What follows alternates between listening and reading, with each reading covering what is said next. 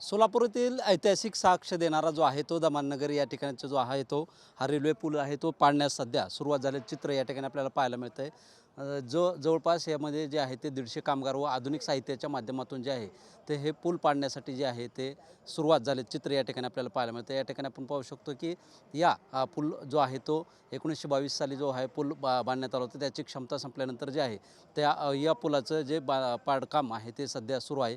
या ठिकाणी आपण पाहू शकतो की यामुळे जे आहे ते जवळपास रेल्वे गाड्यांचं देखील सकाळपासून जे बंद आहेत व काही रेल्वे गाड्यांचे मार्ग देखील या ठिकाणी बदलण्यात आल्याची माहिती जी आहे ते आपल्याला या ठिकाणी दिल्याची चित्र या ठिकाणी पाहायला मिळते। यामध्ये जे आहे ते जवळपास 9 गाड्या ज्या आहेत ते रेल्वे गाड्या आहेत ते रद्द केल्यात व 9 गाड्यांचे मार्ग देखील या ठिकाणी बदलले आहेत।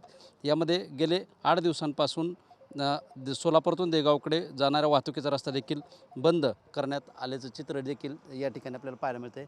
यामध्ये पाहू शकतो की या जे आहे ते टप्प्याटप्प्याने जे आहे ते काम सुरू असल्याचं चित्र या ठिकाणी आपल्याला पाहायला मिळतं आहे। आधुनिक साहित्य असतील तसेच कामगार असतील त्यांच्या माध्यमातून जे आहे ते त्यांच्या पद्धतीने जे आहे ते एक पुलाचं जे लोखंडी गज आहे ते देखील काढण्याचं काम सुरू असल्याचं चित्र या ठिकाणी आपल्याला पाहायला मिळतं आहे। या ठिकाणी बराच वेळ हे काम सुरू असणार असल्याची माहिती जी आहे ती प्रशासनाकडून यावेळी देण्यात आलेली आहे। कॅमेरामन विनोद उमनाबादकरसह शीतलकुमार मोटे, TV9 मराठी, सोलापूर।